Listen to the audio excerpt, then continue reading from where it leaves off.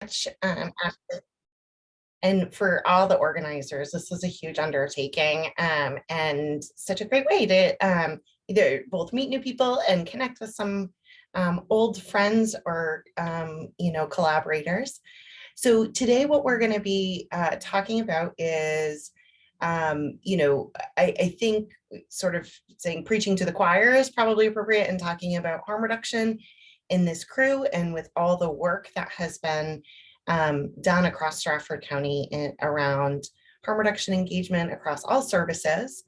What we wanted to share was just some information, some data, and really kind of have a conversation around like what some next steps or next level things might be in Stratford County. We're going to focus on Stratford County, but Adrian will be sharing our resources and links in the chat as kind of we go through. And within those, we've really looked at all of New Hampshire. We're just going to focus on the ones that are there. So if you're interested in looking at other regions, you'll have that info. So as we said, the HREDA project, I'm not good at making acronyms. If that's anyone's specialty, reach out. It has been a project since 2019. We've done a lot of adaptation throughout the pandemic, and really trying to work closely with public health networks across the state and understand kind of where things are at and where things can go and what the opportunities and the needs are.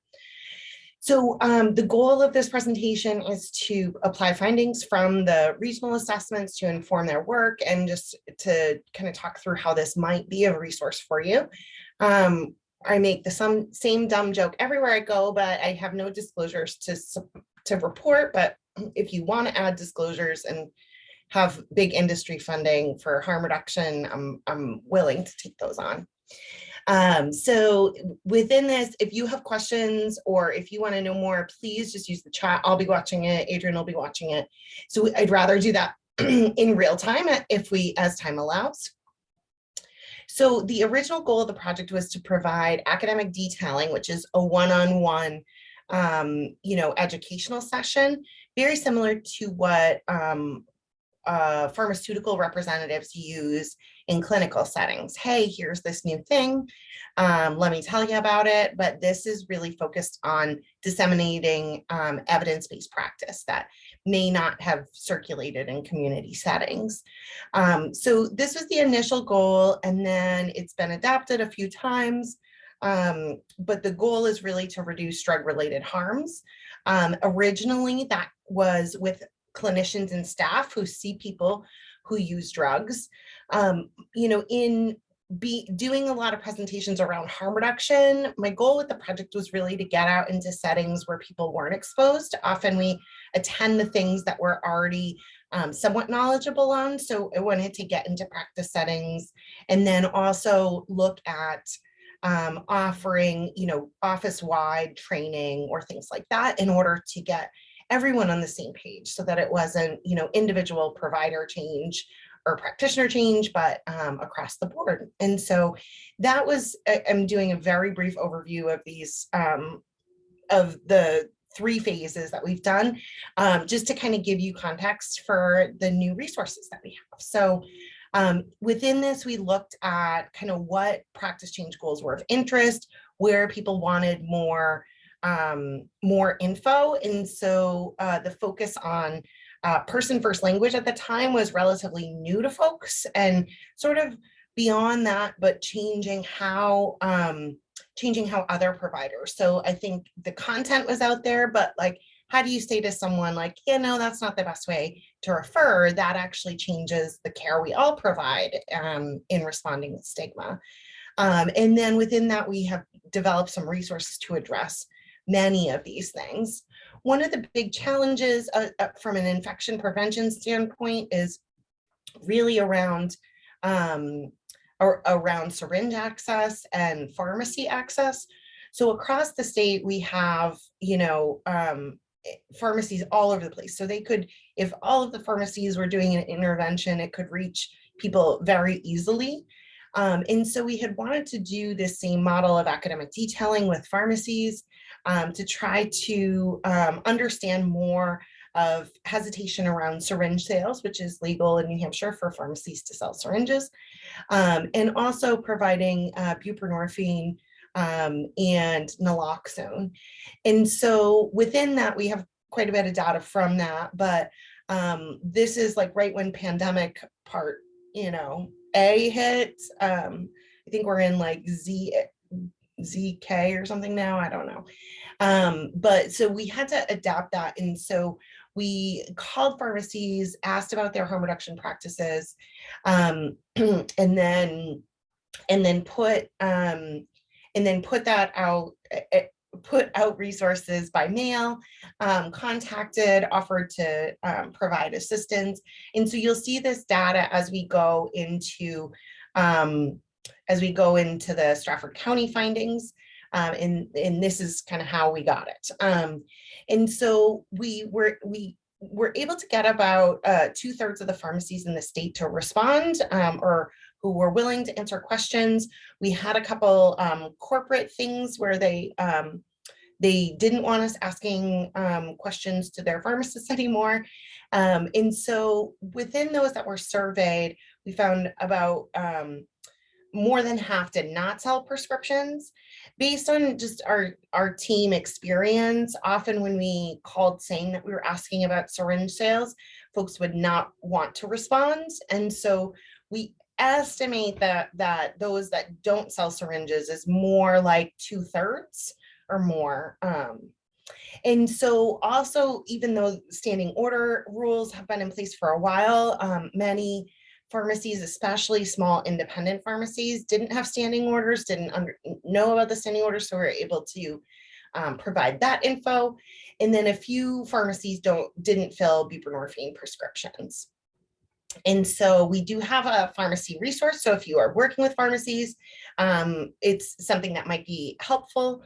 And then we also, within this phase, developed other resources specific to emergency rooms, developing a syringe service program, and then there's our community pharmacy one. So from moving now into kind of Stratford County, from that, this is what we had gotten. And so this would have been 2020. So things may have changed for sure, but of the 25 pharmacies in Stratford County, we had 21 respondents. All of those provided buprenorphine. There were a few without a standing order for naloxone, and less than half of pharmacies sold syringes at that time. And so that's just a little bit of that. So within the third phase, and primarily what I'm going to focus on, we utilized a collective impact model and under our steering committee to develop a common agenda, try to connect across the state with different folks interested in this work and doing this work to find out some how we could all maybe have a better collective impact. And so this we worked with all of the public health networks in the state. And then from that sort of did one-to-one meetings and sessions to understand more of the capacity and the programming that was already in place. And then we looked at, we put that together, and we also did some quantitative data points that we thought, based on the needs that folks had described, would be helpful to move some programs forward. And so those were around pharmacy syringe access, which came from our pharmacy survey, syringe service program access in each region, and then also hospital discharge data, fatal overdose data, and prescription drug monitoring data around MOUD prescriptions, medications for opioid use disorder, and prescribers. And so within this, we have a lot of data points. If you're a data geek and want to look at this more closely than that, don't panic. I'm not going to try to present this part. But so within our snapshots, within our snapshot booklet, you'll find these graphs that really look at these by every region. and then including pharmacy access and then drug overdose. And so this is what the snapshot looks like for Stratford County. In order to present this better, these are kind of broken out, but these text components really come from our the one-on-one meetings that we did, information gathering. So this is very much kind of qualitative data, where all of the other graphs are quantitative. But this is what it looks like, and then I'm going to start with the qualitative and then go on. So in general, and as a nurse practitioner who covers in Stratford County through the Healthcare for the Homeless program, I mean, there is such great connection in the region. And I just want to say that that is very unique compared to many of the other regions that we were in. Everybody, people know each other, things don't seem siloed. I'm sure there's always opportunities, but there's a great focus on involving people with lived experience in planning and evaluation. In some of those ways were focus groups. As far as non-stigmatizing services, there's been a lot of work in your region around motivational interviewing and integration.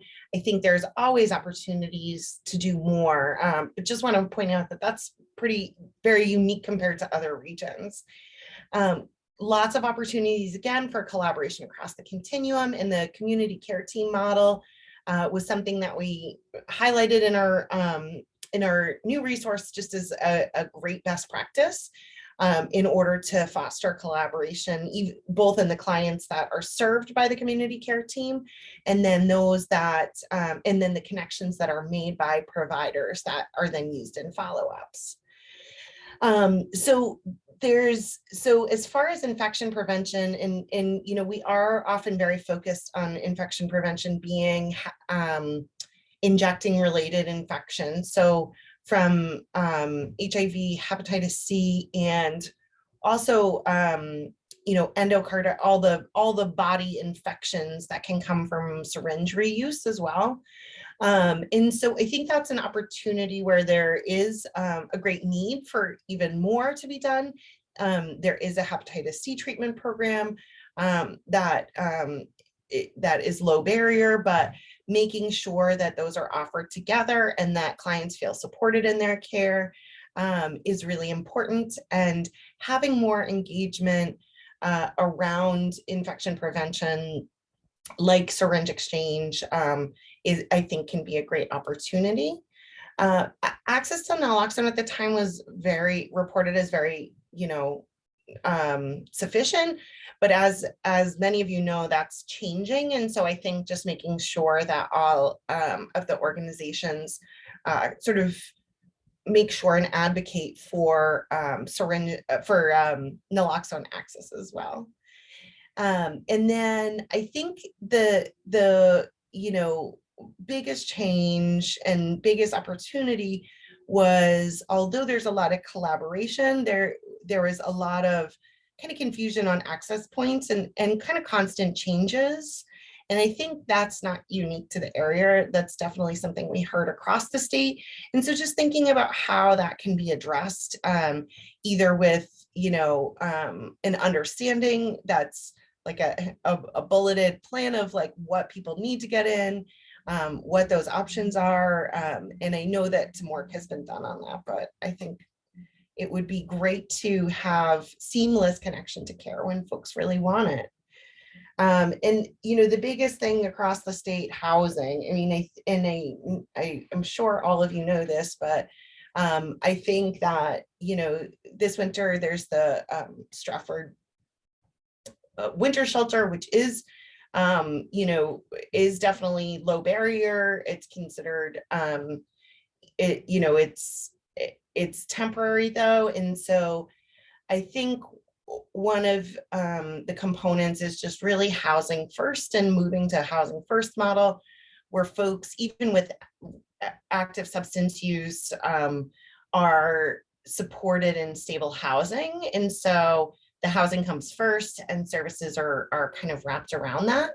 And I know that there's been some talk in the region, but I think that's a huge future direction that can make a huge difference to people's success. The access for medication for opioid use disorder, I think, the doorway has a great connection, and the ER has done so much work. And I'll show you just sort of the data points for that to do that. And finally, impacts of COVID. It's like crazy. It's still crazy. I can't believe we're still here. But it has led to some great adaptations with telehealth and access like that. But that is still not necessarily accessible to those who are experiencing homelessness.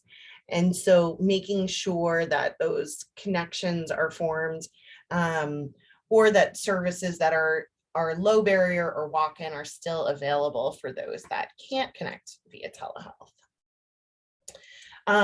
So this data is just in a different visual, just to kind of orient you to what this looks like. A best practice for public health around pharmacy syringe access would be that all pharmacies provide syringes for those that need it. We see it as a really important part of health seeking behavior. So when folks are going to a pharmacy to say, I'd like to purchase a syringe, they're reaching out to protect their own health and safety. And so just being denied that, opportunity to protect themselves, is very stigmatizing. And so I think thinking about ways that those barriers can continue to be broken down. Primarily, we had heard, not wanting that type of clientele. We heard folks who come in to buy syringes steal from us. We heard all sorts of really stigmatizing things. And as much as, we work to address those comments, I think a regional initiative to try to get all the pharmacies on board, or, talking to them, because I think as far as healthcare access, the pharmacy is probably the most likely place that people are going to connect. And in all of our work and planning, we haven't, fully engaged pharmacists like many other healthcare professions. And there is a syringe service program in Stratford County that provides services in Dover, Rochester, and Somersworth. And that stuff is on their link there. So hopefully you find this interesting. I find it really interesting. One of the biggest pieces of analysis we wanted to do is try to understand more of how much infection, the burden of infection and hospitalizations. And so what we looked at, and this is all defined in our resource link, and is that we looked at the hospital discharge data. So this data only was available at the time through 2019 and still is only through 2019. And there isn't a code that you can search for infections related to injecting. But what we could do is ask for all of the cases across the state of infection codes that are known to be related to injecting, and folks with opioid use disorder or an opioid related code. So these are concurrent infections and opioid use. We did also look at methamphetamine use and things like that, but the numbers were very, very small, probably likely due to the time period. We've seen more methamphetamine use more recently. And so these are statewide numbers. So this is the rate per 100,000, just for context. So in 2016, there was about 2,200 infections. In that same time frame, there was 261 in Stratford County. And so from Stratford County residents, I should say, they weren't necessarily hospitalized in Stratford County. And so I think that just within this, you see that it's higher than the state average. But again, like the ideal is that all of these infections are preventable infections. So, getting lower than the state average is great, but getting way lower than that is even better. And so I think there's some opportunities where outreach providers, everyone can just connect more around the importance of taking care of infections in a timely manner, preventing hospitalizations, getting into treatment sooner rather than later. But also we want to make sure that there's supportive and understanding treatment providers to send folks to. So making sure that capacity is there as well. And then similar to the other graph, these are the numbers. This is the rate. Our numbers are a little different than some of the state numbers because we did look at the overdose data, and we looked at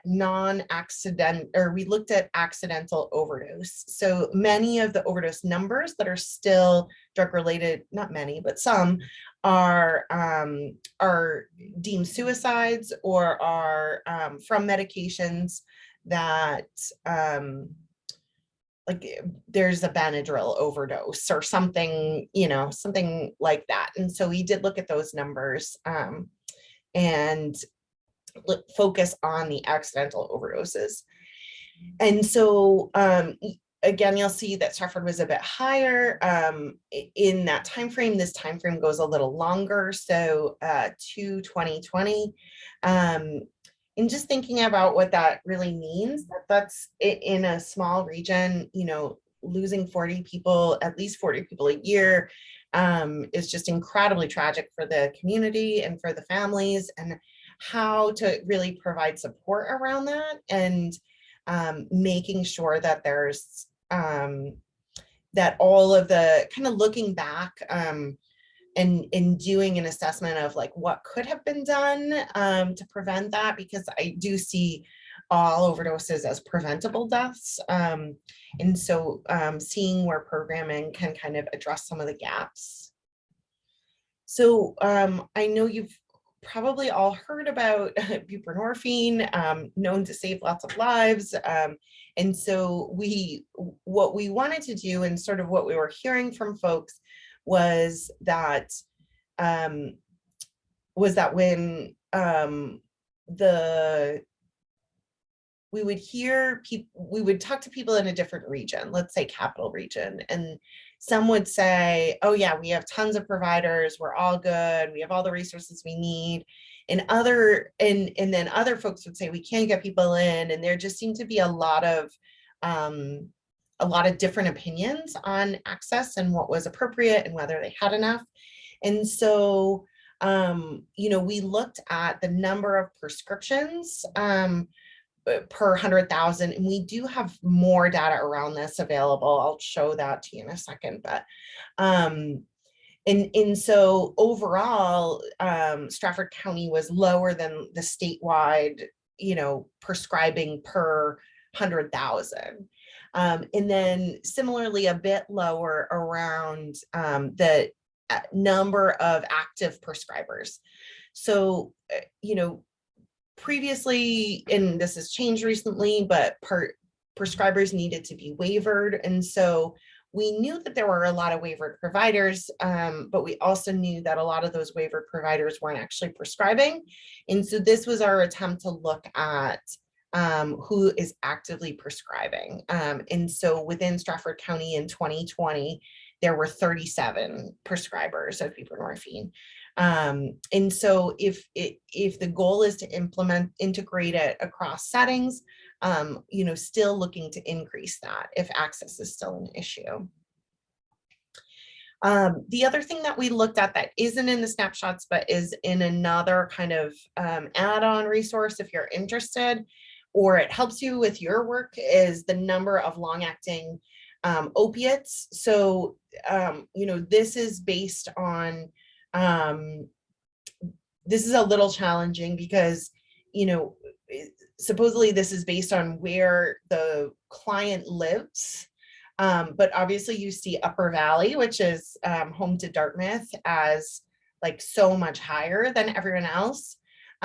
So, it kind of used with caution. So this is a good overview, but with that outlier, it might be that more Stratford County residents are being prescribed them from specialty providers, but it's not being documented here. And so we did see that Stratford County opioid prescriptions were lower than the statewide average, but I think too, we're at a point of understanding like how low is too low and making sure that, you know, those who need access to pain management and opiates within pain management have access. And so I think that's becoming, if not become, the bigger problem too, the hesitancy around opioid prescribing. And so just making sure that there's access to specialty clinics and pain management in order to, you know, kind of better address that.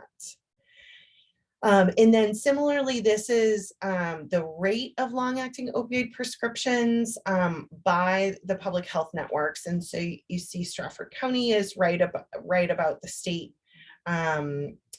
average.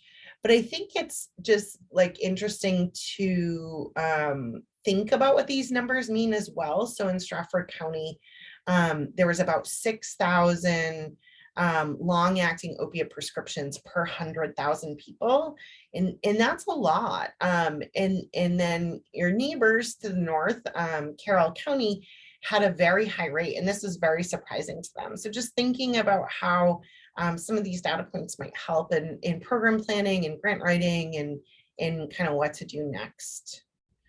And so we'll put out in more information on this. We'll send this to Ashley and all the folks to circulate. But we do have a resource around best practices for community harm reduction that's just getting finalized. In general, harm reduction promotes practical strategies to reduce negative consequences of substance use. And so these are just some examples of that. You know, I think that within this resource, and here we hope to just highlight some of the programs across the state that were really unique and helpful. So making sure to use non-judgmental language, non-coercive, provide options just as you would for anything else. And then, you know, also engaging recovery coaches, people with lived experience within all of those, within especially perinatal settings is a big focus, and has seen really great success.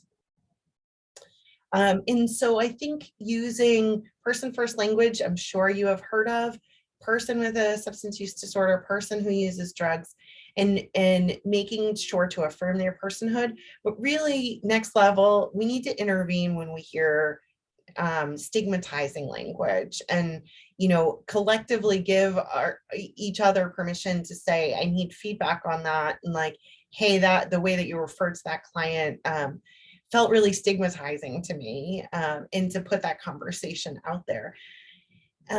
Within, you know, how we care, really kind of leaning into the populations that we're looking to serve to try to gauge program planning, and make sure that they truly are person-centered, both within care, but also in planning care.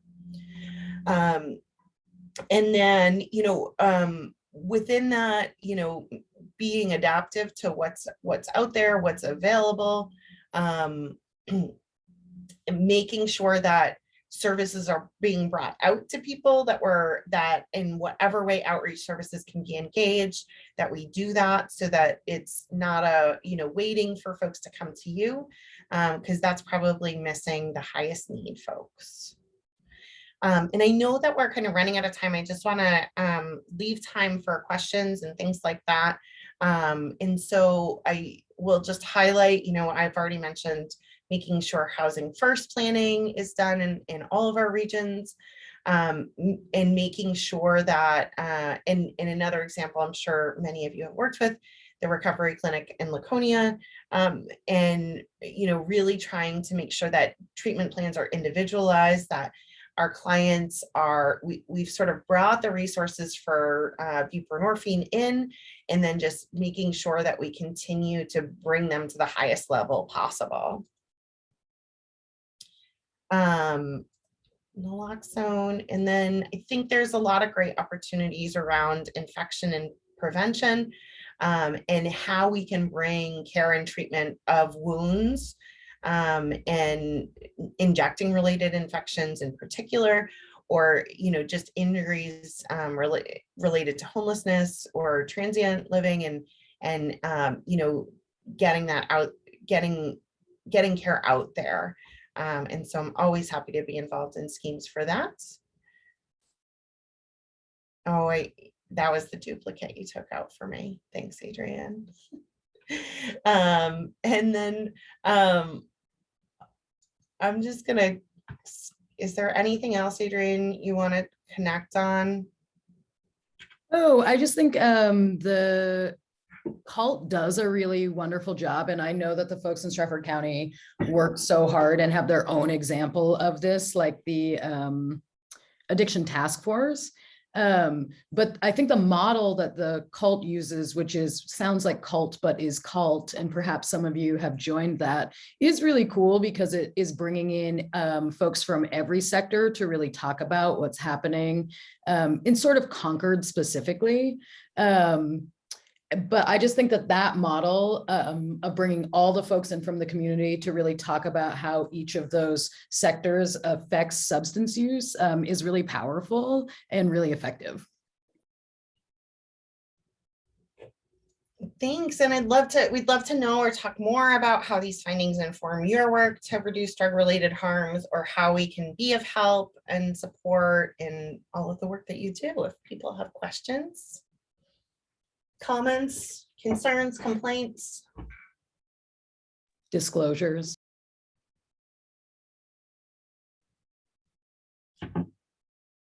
Well, I'll leave it open for another couple minutes. But I think for whatever reason, I feel like this week has some really bad juju. I don't know, I know that's a very technical term. But I just feel like maybe it's just January, making sure that we do something to like take care of ourselves, and especially Ashley, who's been busting on this conference, and just I think too, missing the connections of really great in-person meetings like this always comes up this week as well. And so just making sure that as we try to do work to help others, we make sure that we're taking care of ourselves first, which I'm really bad at. I'm being intentional. I'm setting my intentions with you all. Awesome. Well, thank you both. I'm going to turn this recording off now.